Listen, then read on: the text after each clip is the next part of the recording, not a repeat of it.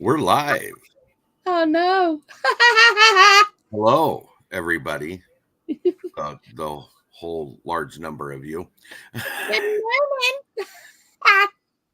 Teresa Jukiewicz, thank you for coming in. Appreciate it. See others coming Yeah. in. We're going to go ahead and get started. So let's do this. Okay.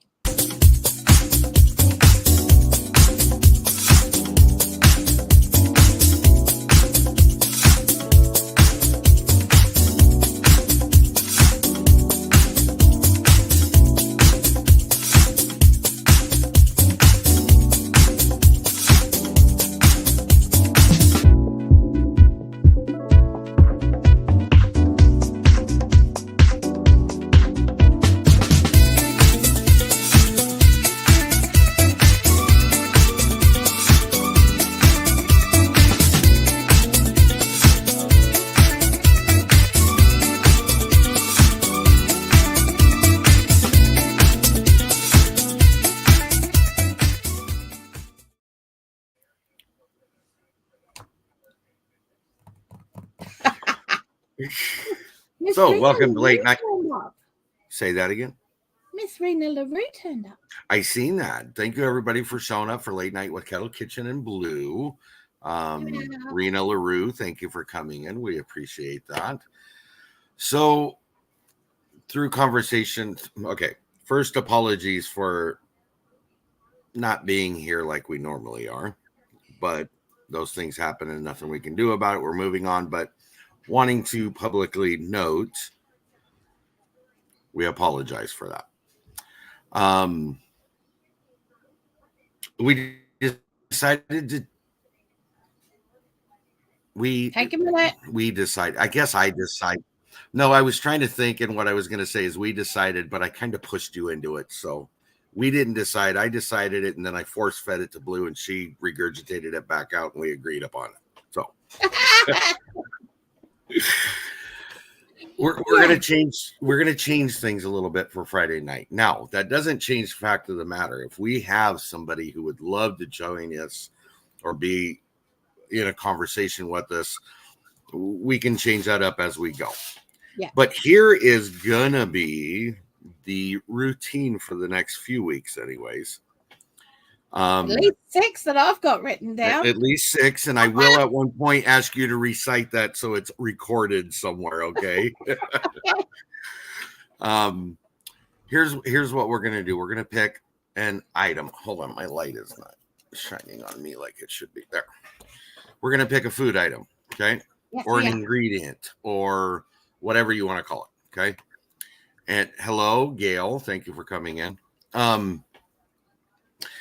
And then we're gonna say, okay, here's the normal things that a lot of people associate with that item, okay.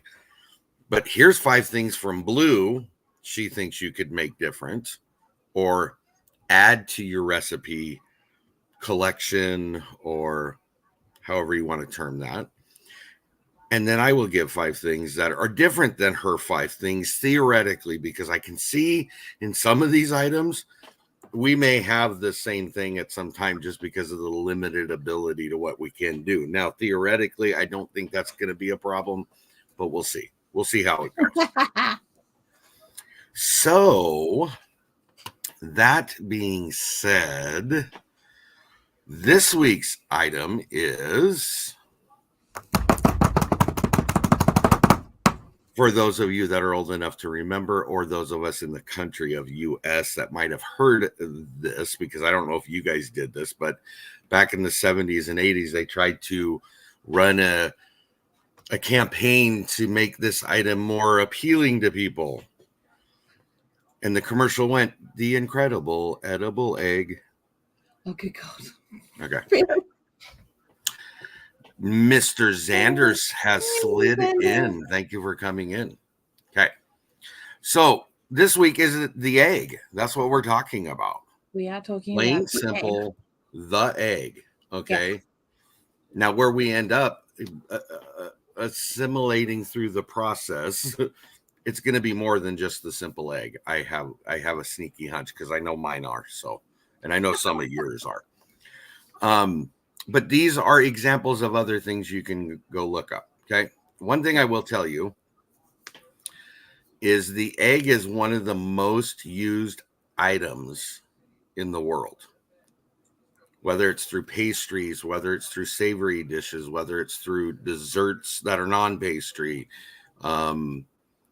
Help me out. I mean, there is a ton of things eggs are used, at least in the food world, you know, and in I've known a guy or two to put an egg in his radiator to get himself home, you know. So I mean, there's that too. So yeah, that's a really good way of doing it.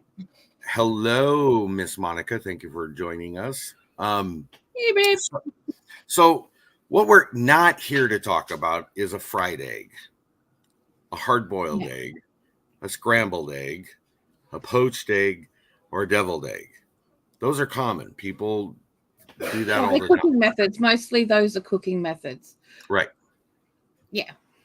But we are here to talk about some specific items. And Blue, we're going to go ahead and start with you. So you pick whichever one you want to go with, and I'll bring the picture up, share the screen. Okay, so let's look at preserving eggs. So pickling them. So I know where you're going with that then. Yes. Just let me find it. Hold on a second.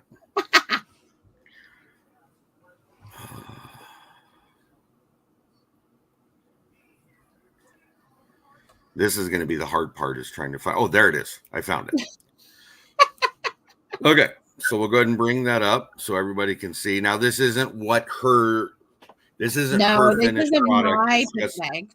Yeah, it's just an example, but it gives you an idea of what we're talking about. So go ahead, talk. Yeah, so pickled eggs are one of the easiest ways to preserve cooked eggs.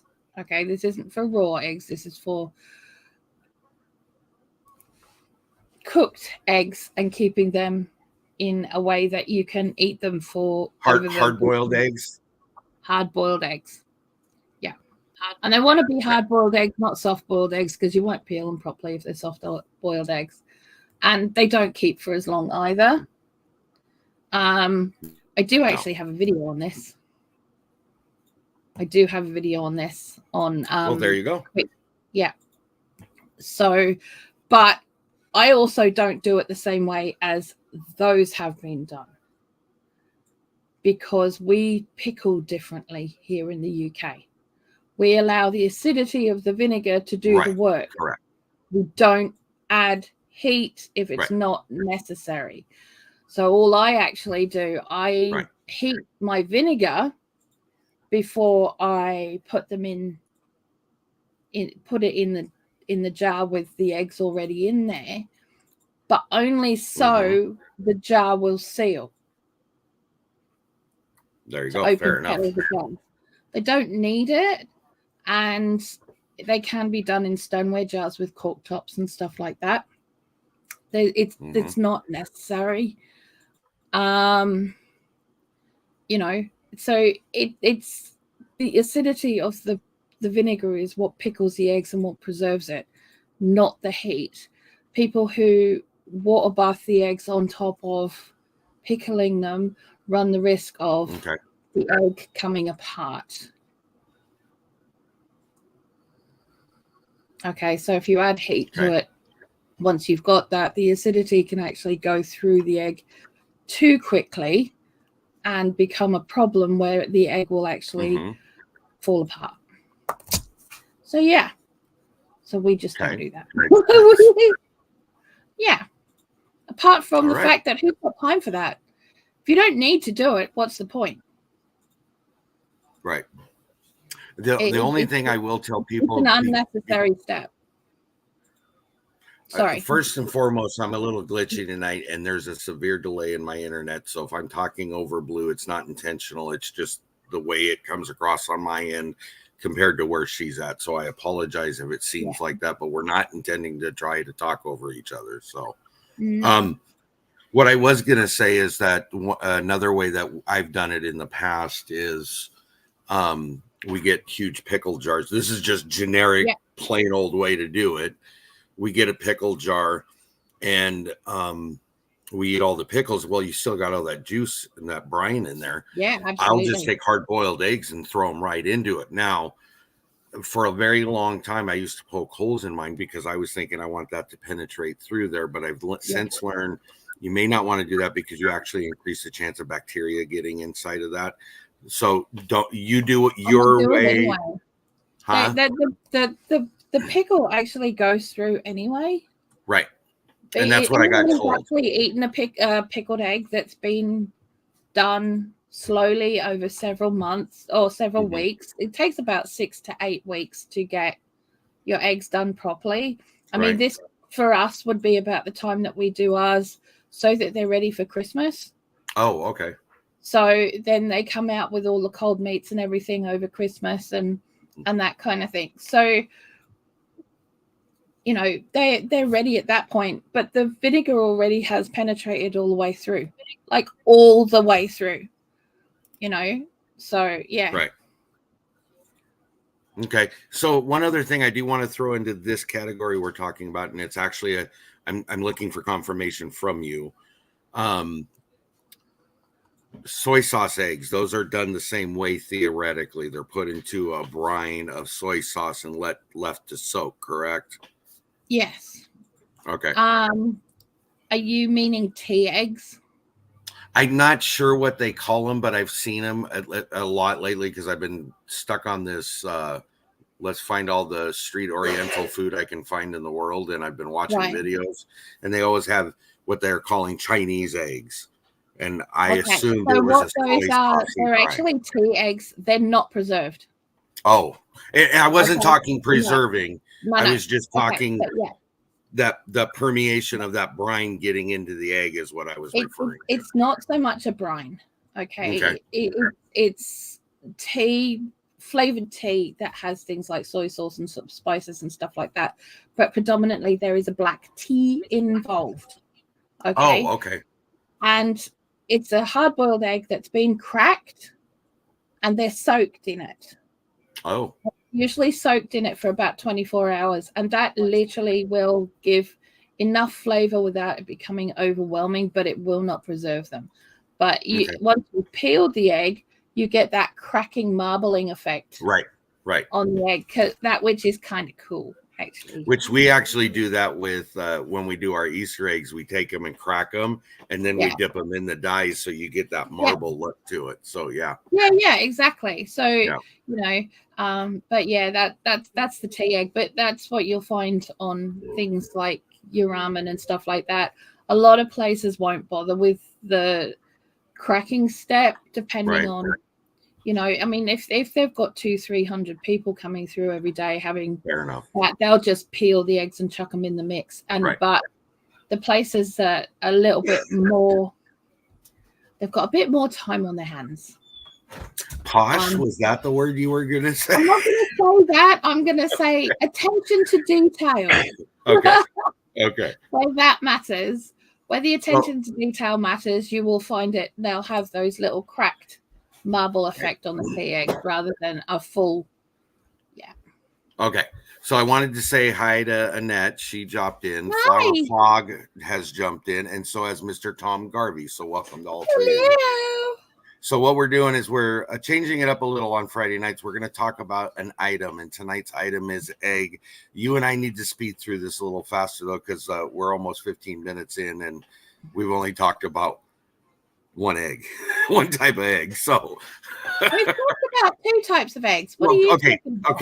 Okay, 2 types of eggs. But anyways, okay, so mine, I'm gonna go through, and my first one is gonna be, and it's kind of plain. I mean, there's not anything to it. Yeah. Okay, I can get rid of that one. I'm trying to find where my pictures are, guys. Sorry. And I will find it here. So, there we go. Okay. So mine is an egg casserole. Now, sounds pretty simple, pretty easy. It looks pretty easy. Okay, you need to explain this because in our language, hold on. I'm bringing it up. No, that's fine. So basically, here I'm going to move our pictures around. So the way this is more or less the theory behind it is kind of like a quiche without a crust, if that makes any sense. That's basically what it is. Frittata basically would be the better way to put it. Yes, thank you for helping me out there. So, yeah. But I mean, the versatility in doing that though is you can put whatever you want in it. That's the whole point. Oh yeah, you know. Yeah, it's about your taste buds and further as well. It stretches it. It does. Yes, I agree. Yeah. So mine's pretty simple and plain, but at the same token, there's another alternative to do something with eggs if you don't already do that. So they can be really fancy. Okay. They don't have to just be plain. That, you know, I mean, we used to do one that had we used to roast off slices of pumpkin and potato with different spices on it, and we'd use those slices in something like that, like a quiche or, you know, frittata or something. So it doesn't have to be plain. I mean, it can be. There's nothing wrong with that, but they don't have and to. And there isn't. Yeah. And the truth of it, I mean, if it's done correctly, it almost has a flavor of an omelet. That's the reality of it, because there is no crust on the bottom of it, so it's just egg in the filling, and it's baked or cooked. So okay, next thing for you. Which one you want to go to next? Okay, let's go, Benny. Okay, let me find him. Let's go, Benny. Okay.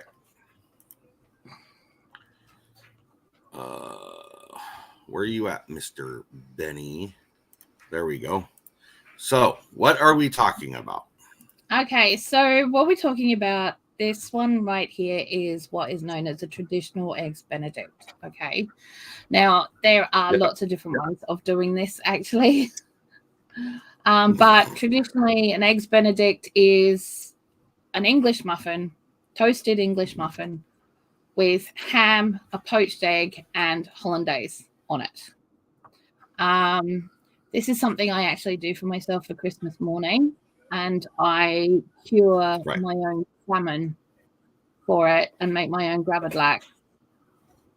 But I also make a dill hollandaise, dill and lemon hollandaise to go with mine, because it's my once a year treat. It's not something that I want to eat any other time of the year. That's my breakfast for Christmas morning, though. And if I miss that out,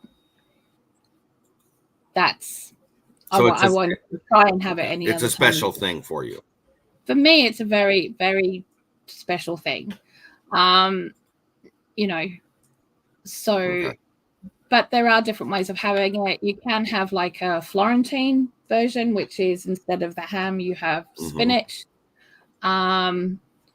The way that I have it, like I just explained it, it's called a Royale Benedict. So that's where you have fish and eggs and hollandaise. So it could be like a smoked salmon or a smoked trout or something like that, and that would replace the ham. We've done it with bacon rather than ham, because, you know, bacon. So it's up to you. But you could find all sorts, like so the hollandaise sauce is basically an egg and butter sauce emulsion. So you take egg yolks and melted butter, and you have to emulsify them. Now, this is something that can be incredibly difficult, but it's no more difficult than making your own mayonnaise. But it's hot, and it has to be done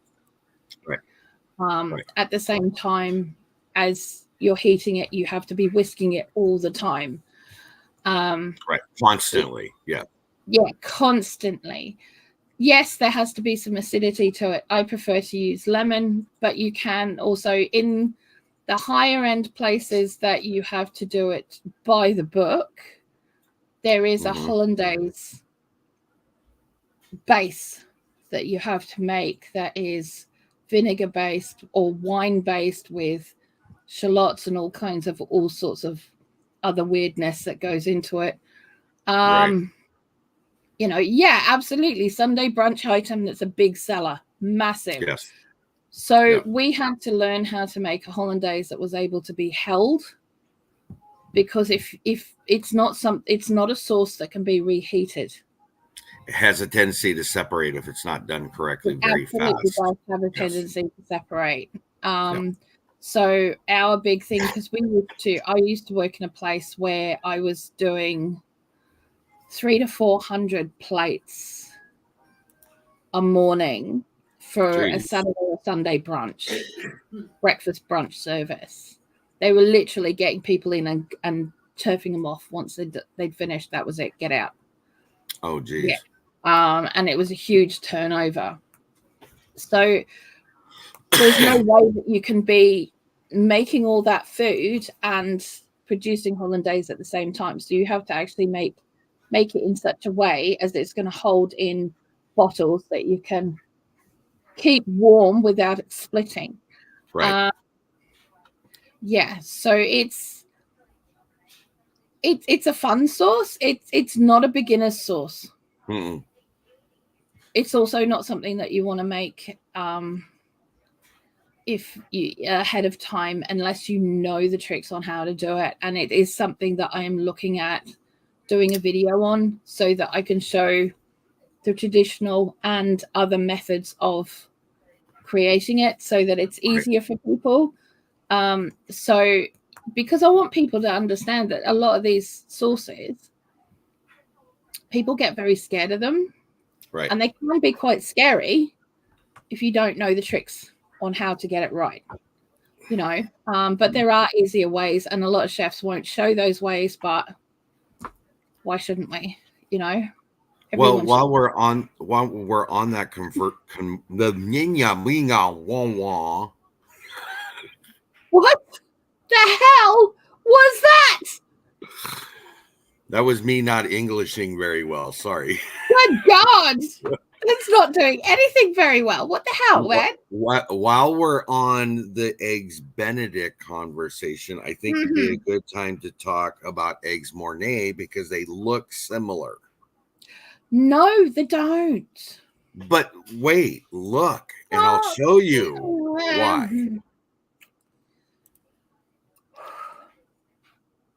If it ever pops up. Hello? That looks similar. Oh, that's just posh. No, Eggs Mornay is an everyday person's peasant food.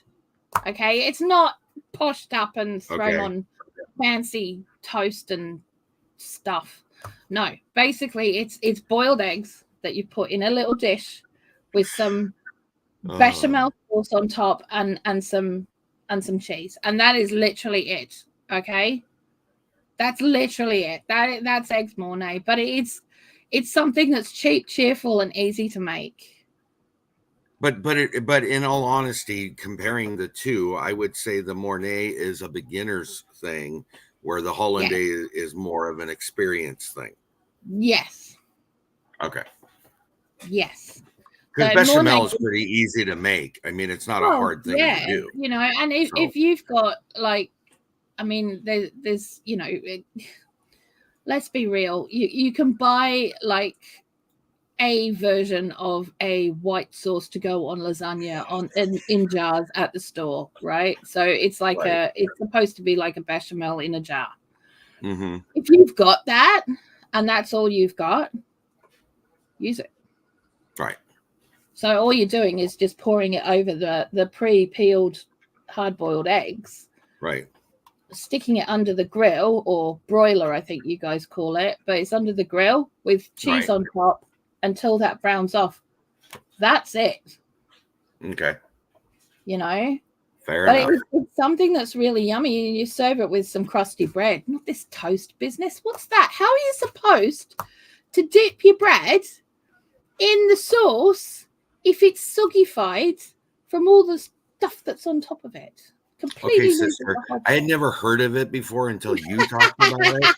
So I have not the first clue. Okay. That's fine.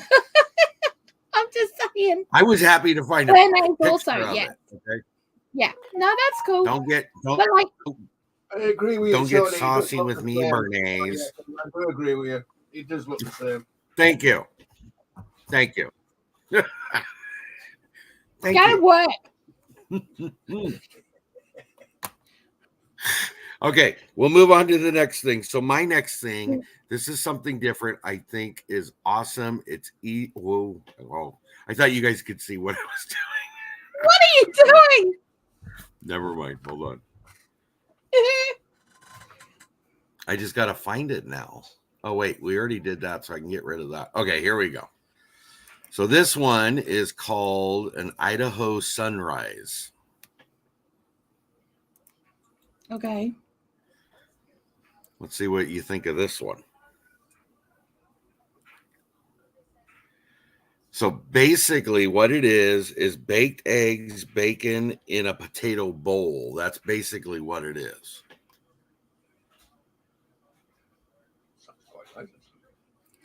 We might give that a go tonight for tea, eh? What do you reckon? Pretty simple, and most people have all the ingredients in their house.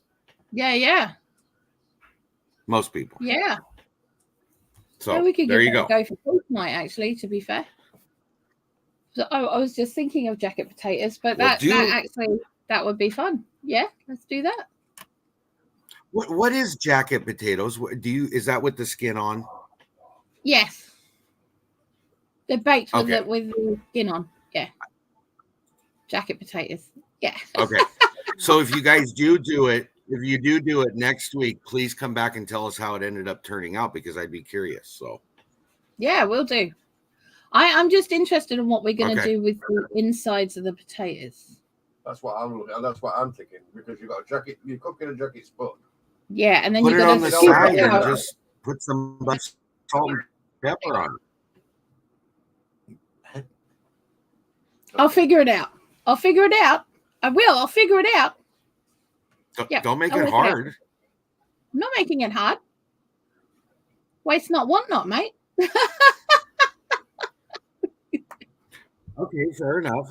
I can go with that. Yeah. Okay, hold on just a second, because I'm stopping the screen there. Okay, so you're next. Oh, I'll go on to one more so you can take a break here. I'm going to try this one. It's kind of simple, but again, another one of those things that I think is something different to do with the egg. Okay. Mm-hmm. So this next one is, I think it's on this one. Please tell me it's right. Yep, that's it. Okay. So this one is avocado egg. Okay. I haven't seen one of those in years. I haven't either. Wow. I mean, it was back in the 70s the last time I seen something like this, but I seen it and I thought it's simple. This kind of stuff became really popular again in the 90s. Or at least it did in Australia. Became popular again in the 90s? Yeah, at least it was in Australia. Oh. It was quite popular then. It was a breakfast thing that we used to have to do. Or we did for a couple of years anyway. Yeah. But I always found that people used to be funny about it because it's supposed to be served in the skin. Right. To hold everything together. Mm-hmm. And some people got a bit funny about that. And I think what happened was, because a lot of us who were working at the time, they were being told you had to skin the avocado at that point because a lot of people were kicking up about it not being skinned.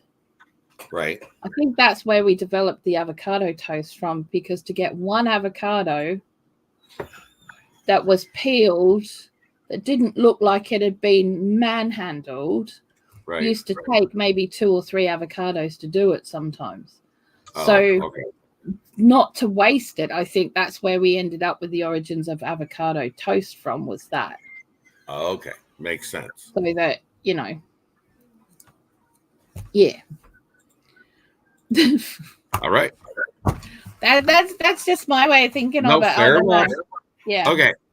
So we're going to go on to the next one. And which one would you like to do on your list? Okay, let's do Scotch eggs. Okay. So go ahead and talk about it, and I'll bring the picture up. So Scotch eggs are a British dish that I did a video for a while back. I can't remember what for exactly, but it was for something, and I did Scotch. Oh, it was Christmas in July. Oh yes, you did. Scotch eggs. Now, Yeah. basically, it's a half-boiled egg, so it's a soft-boiled egg that has been wrapped in some kind of meat or fish. Traditionally, it's sausage meat, so pork sausage. And it's up to you what flavorings you want to put in that. And then you dip it in egg and then crumble them. And then they get deep fried. And what we did is we finished them off in the oven because, as you can see here in this one's sausage meat is incredibly thin. Now that's great because that will probably cook in the deep fryer and you won't have to continue the cooking in the oven. But we're a little bit generous in our house and we wanted to make sure that the meat was fully cooked. So we put them in the oven as well. But we cooked them on a tray with a rack on it so that the meat could go all the way around and there were no soggy spots. So, yeah, but they are yummy. They're well-known picnic food over here. And for lunches and packed lunches and stuff like that. Party food, all that kind of thing. Because it's simple, it's easy, and a lot of people can do it. They have the wherewithal to do it without too much of an issue. One of the things we talked about because we do a family dinner usually Saturday nights where the 3 houses get together and meet up and we have a meal. And I was thinking and talking to somebody about maybe doing a bunch of Scotch eggs because I thought that would be. It's something I've never tried. Seems pretty simple, So. Yeah, there's also versions of Scotch eggs that are done using smoked fish. So things like smoked haddock or smoked kipper instead of the sausage meat. But that has to be then obviously seasoned and made into a paste so that it can go around the egg. And then hold the breadcrumbs, I'm assuming, after that as well. Yeah, absolutely. So it all has to be done. I found when I've made those versions, I've had to put it in the freezer. To harden it up a little. To harden it up so then I could crumb it. Right. But it's actually one of my favorite versions of it. Oh, okay. I'm not going to lie. Quite honestly, it's one of my favorite. But I love fish and the fish and egg combination when it comes to smoked fish.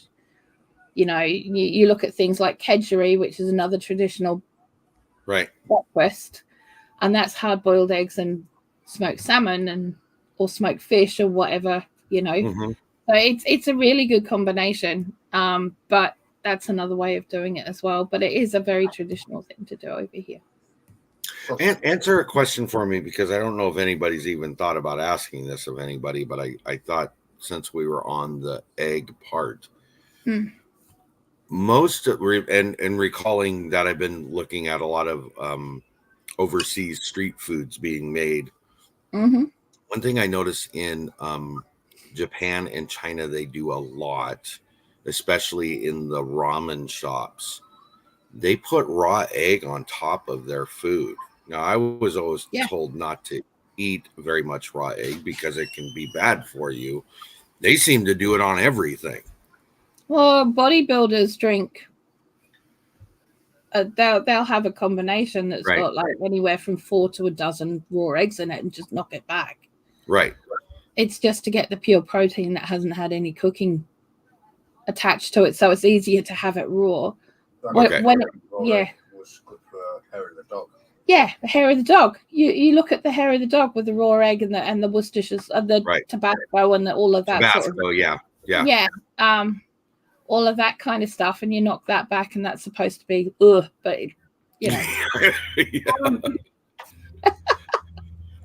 I'm just curious about is there an issue with it? Would be the question. I don't think so. I think as long as you've kept your eggs well, and you look at the street food when it comes to other countries. Okay, so a lot of people will turn around when it comes to street food and go, "Oh no, but it's not clean." Actually, you'll find that there's a lot of lot of rules when it comes to street food in a lot of different countries. Right. And their food is a lot fresher.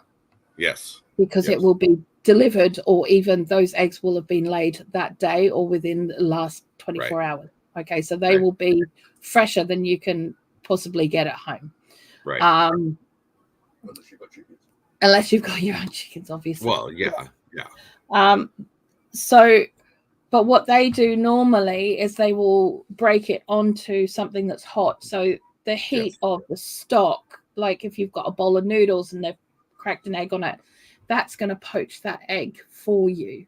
Okay. If you look at things like a proper fettuccine carbonara, it's not cream, it's raw egg. Right. But it's been cooked and warm. It's been warmed by the noodles. Absolutely. Okay. Absolutely. So, that's what creates your sauce. That's what coats the pasta. That's all of that kind of thing. Okay. As long as, you're not going to somewhere that looks as if, you want to be a little bit careful. You don't want to go to the empty street vendor. Right. You want to go to the one where the locals are at, because the locals know where it's safe to eat. They know where the best food is, and they're going to be the ones that go there first. Right. If you see a lineup of 5 places and 4 of them are absolutely packed and there's one that isn't, that'd be the one not to go to. That would be the one not to go to. Right. So, yeah. Okay. Hello, Leanne. Thank you for coming in. Hey, babe. How you doing?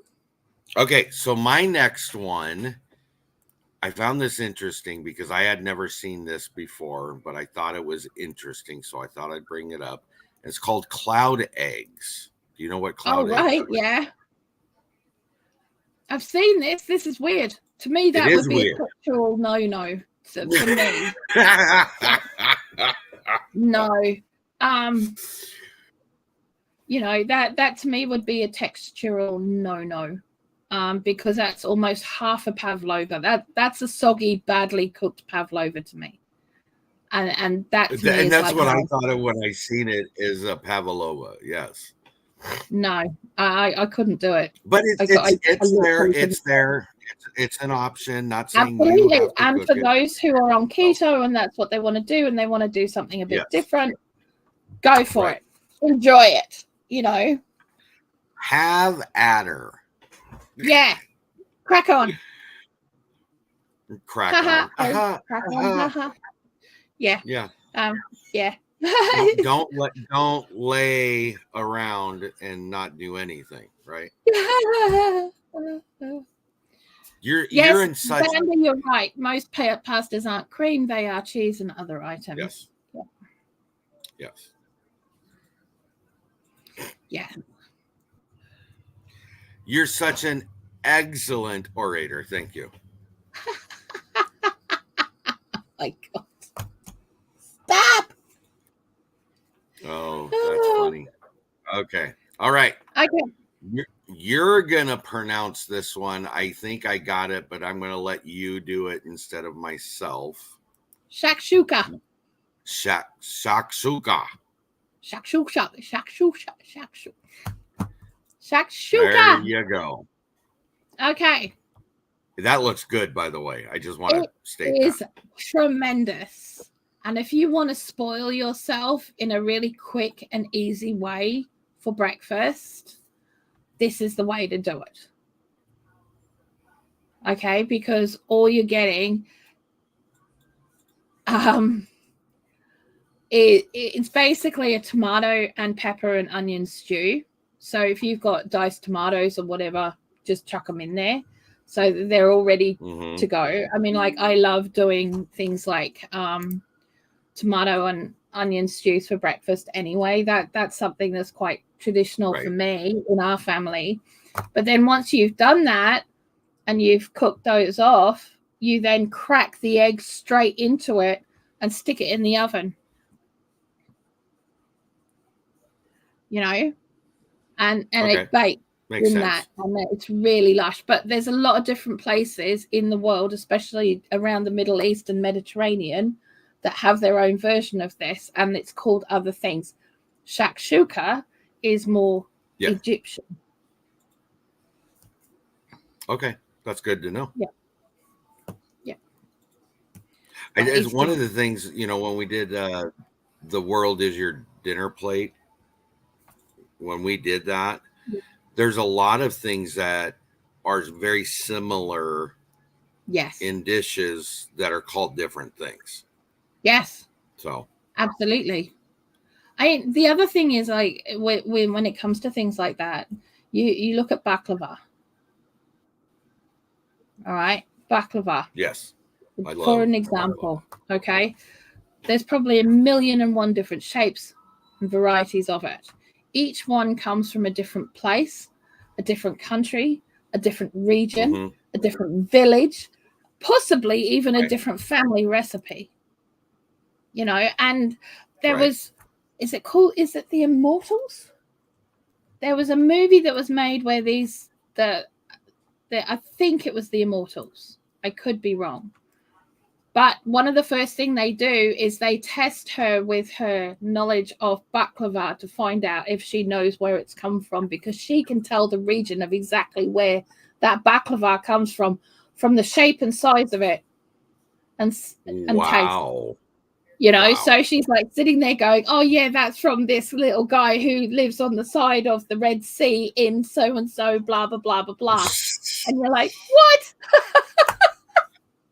But you look at it and so many variations of it, just going down this list that's right in front of us. I mean, there is tons of different ways to make it. Absolutely. And it doesn't, like, all throughout the Mediterranean and Middle East, and northern Africa, you're going to find different versions of baklava. Okay. And it doesn't matter what. I mean, Leanne's just said that's the one to say I don't like. The one I tried, the lady was from Malaysia. So she's probably just used a generic one that works for her. Right. Because it's not technically really a Malaysian thing. But normally the nuts are either walnuts or pistachios, because that's normal for around there.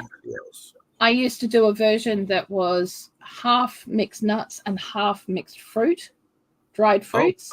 So I had things like dates and figs and sultanas and things like that. Also regional dried fruit. So you would get things like apricots that I put in there and a little bit of lemon. So I'd have a layer of nuts and a layer of the fruit.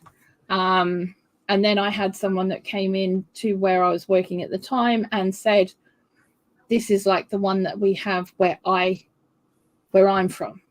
And I was like, oh, well, that's kind of nice. Yes. Yeah. Hello, Lynn the Okie. Thank you for joining us. Hey, Lynn. Yeah, Rena says I use walnuts and almonds, Northern Greece. Yeah. Yep. Okay. That all being said, are you ready for, I believe, the last one? Go on then. Hold on. My internet's being wonky. Okay. So the last one I picked is Eggs Malaysia.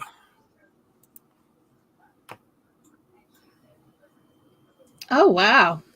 So it's almost like a mornay, but cooked in the sauce.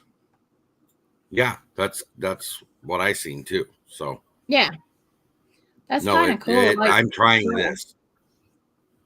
Yeah, I'm gonna try this.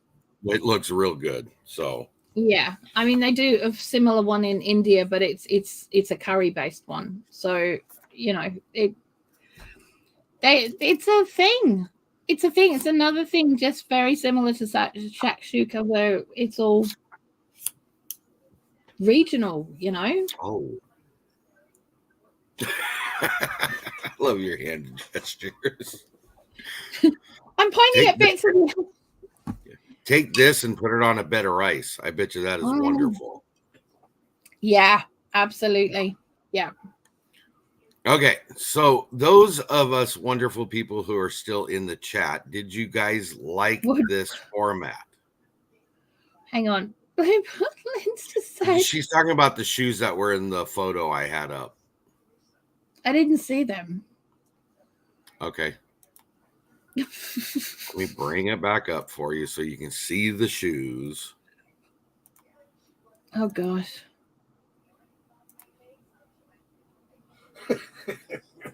No. No. No. All right. There's your No. answer. No. I am one of the few women on the planet that only owns 2 pairs of shoes. One is a spare pair in case my other pair goes down, but I have boots because I wear boots rather than shoes. Right. Because I don't like shoes. I don't like socks. I'm barefoot 99.99% of my life and only wear shoes if I don't have a choice. That's what that smell is all the way over here. Wow. That's why my feet don't fit, smart ass. Agree with you. Rude. I'm getting him to agree with a lot I'm saying tonight.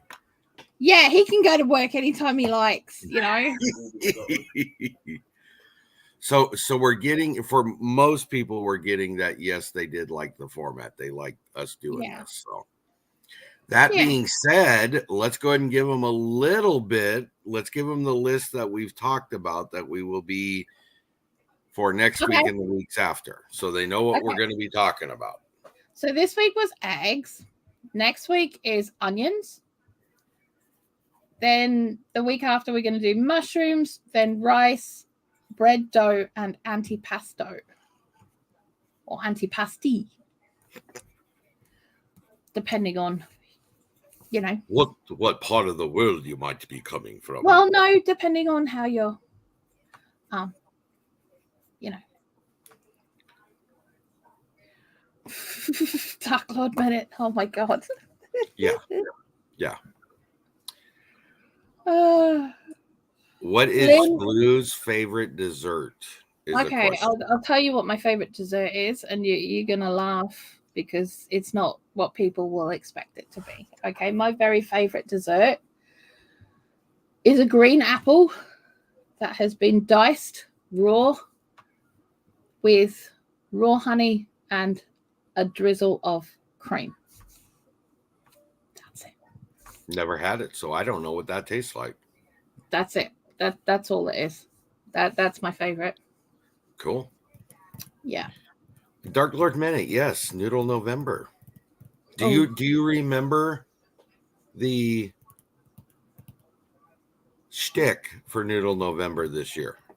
Curly. It's got to be curly. Got to be a spiral. Got to be. Yeah. It's got to do something. I've been doing my research. I've been doing a lot of research. I found this really awesome channel. Can I share it with you? Dark Lord Minute is correct. Noodles with a twist. That's what we were calling it. There you go. Good job. Can I share this channel with you? It's Kettle Kitchen with Bloo, so I think you're okay to share a channel. Cool. All right. There's this channel that's come up called Pasta Grannies. And it's run by a woman who travels Italy, the length and breadth of Italy. She goes to small villages and she finds the nonnas. And the nonnas are making their pasta. Mm-hmm. Now,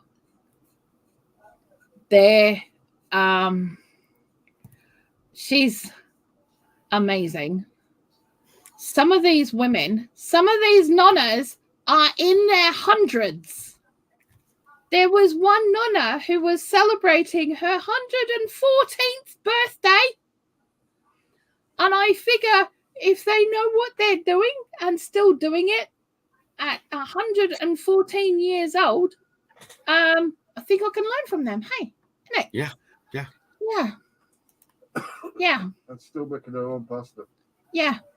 Still making their own pasta at 114 years old. I'm like, seriously, you know, I've been down for the last month with a crick in my neck. I mean, that is literally what you would call it is a crick in my neck. But Tanny will tell you I have not been able to move my head. Tanny will tell you the level of pain that I've been in is something off the charts, and I'm still recovering from this. You know, I bet that wouldn't have happened if I'd been one of them living where they're doing and doing what they're doing every day. I don't think, you know, that I would have got a crick in my neck that had done that and put me out for a month. Yeah. You know, so yeah, that's amazing. I mean, I just think they're incredible. Pasta grannies. If you want to learn about making proper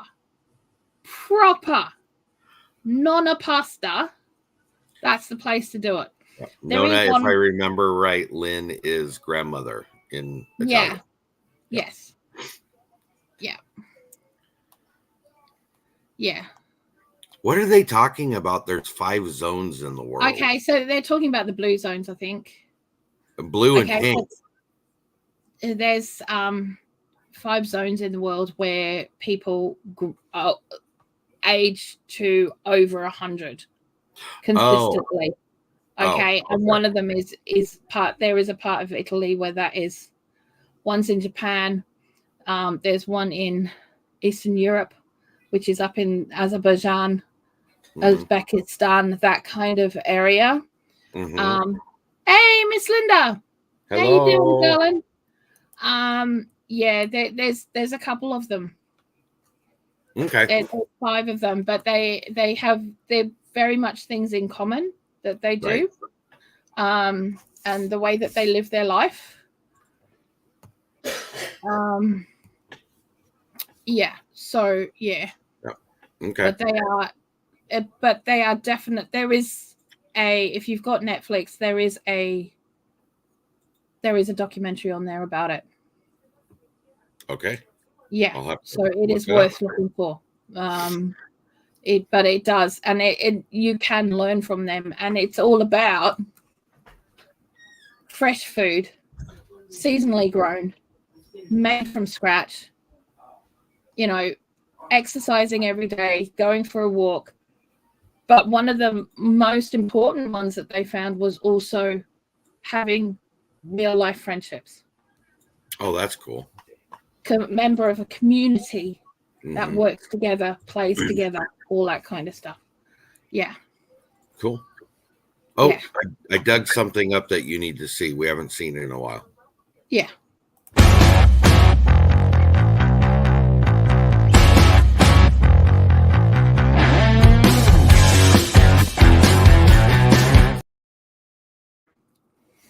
Good God.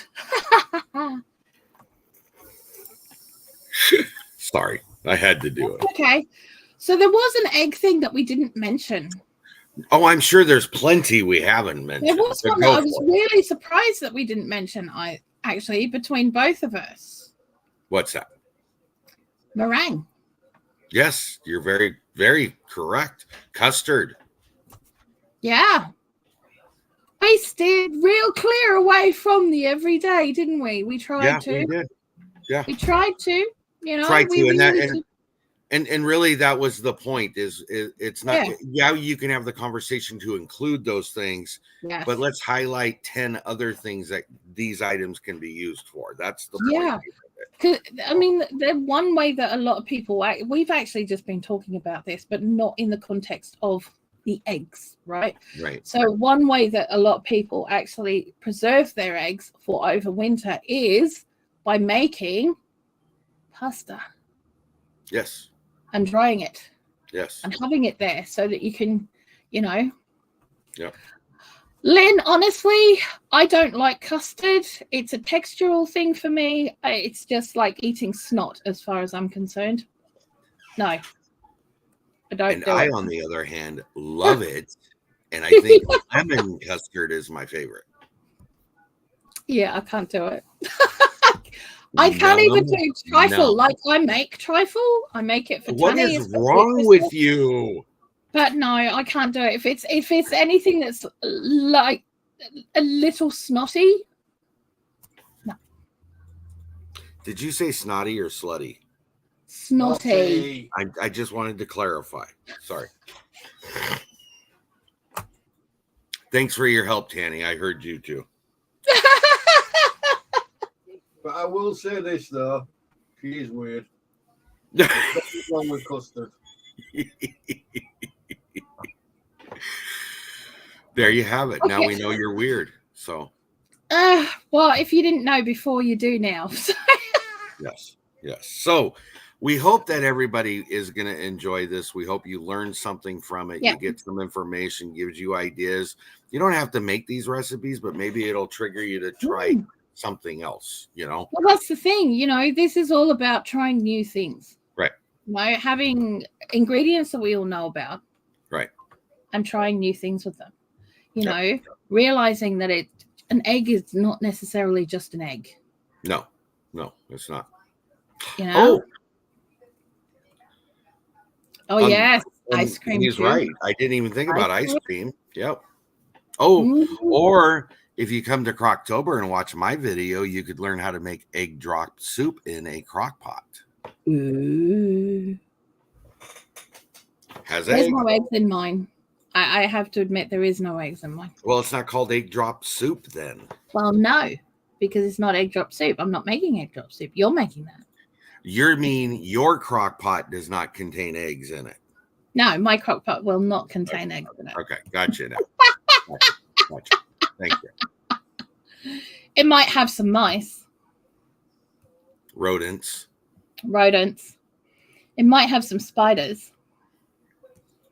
Might have both. It might have both. But yeah, it won't have any eggs.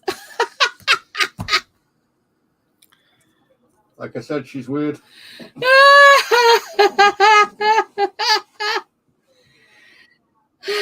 Mander, send me an email and I'll forward it on to Jenny. So she's starting to put a list together for next year already. So yeah, it is Croctober this year. Yeah.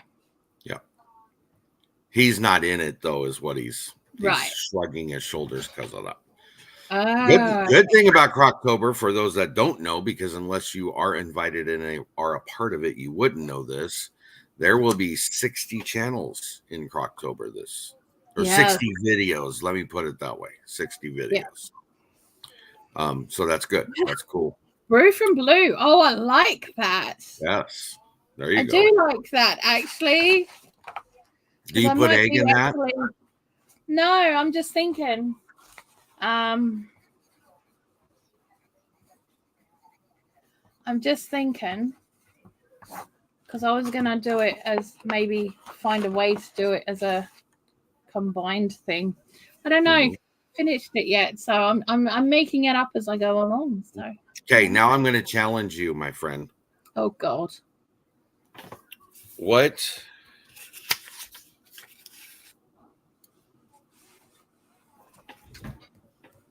Look at that list we have there.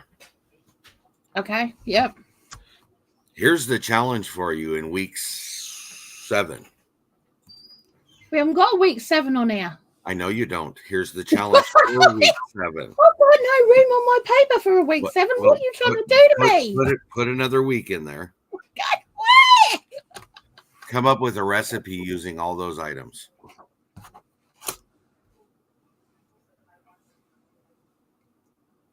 Done. Okay. That's our challenge. That's our challenge for week 7. We got to have a list of what's in it, how you go about it, so that we can tell everybody, here's another recipe using the items we used the 6 weeks previous. What, one recipe for all of them? Go 2 recipes using all these items.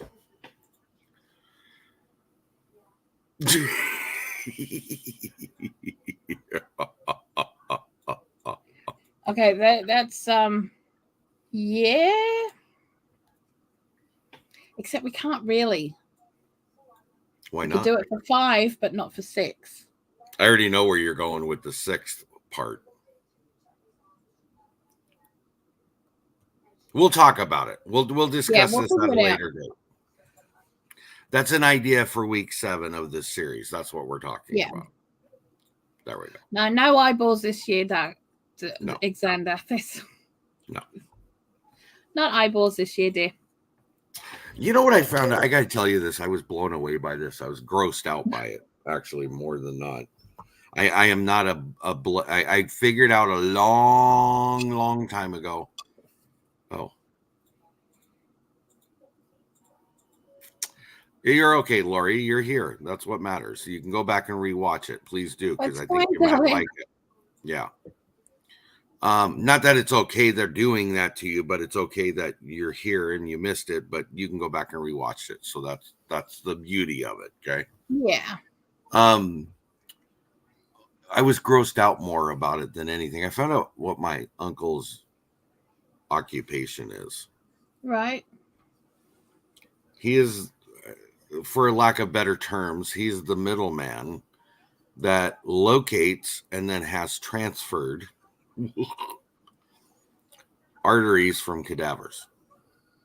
Okay. For what purpose? Transplants. For medical reasons. For transplants. I'm assuming so. I didn't want to know, to be honest. I didn't want to know. I was like, yeah. What? That's your job? Yeah. There's worse jobs out there. I mean, there's a job here in London that is considered to be the worst job in the world. What is and it's that? The guy who has to go into the sewers and scrape off the fat that people have been pouring down their drains. Oh. Because it blocks the sewers. Right. So there is a guy that has to go down there and do that. So please keep that in mind when you're pouring fat down your drains. Some poor sod's got to get in there and actually scrape it out. So that would qualify under the dirtiest jobs. Oh, yeah. That is considered to be the worst job. Yeah. The worst job. That is considered to be. Yeah. I thought being a politician was the worst job. Apparently not. I'm in the wrong business if anyway. Seriously. But yeah. Whole nother conversation, but. Whole nother conversation. Well, I want to tell everybody, thank you for coming in. We appreciate you. Everybody that modded and helped. It looks like we have a lot of mods in here tonight. Thank you guys. We appreciate you. That's why you're mods, is because you guys are here and we thank you. And we love you. Yes. Thank you to you. Get better. Yeah, I'm getting there. Feel better. Yeah. Be safe, everybody. Yes. And onions next week. Onions next week. Yes. Your onions. No, your onions. Onion. Have a good night. We'll talk to you later. Night. Bye.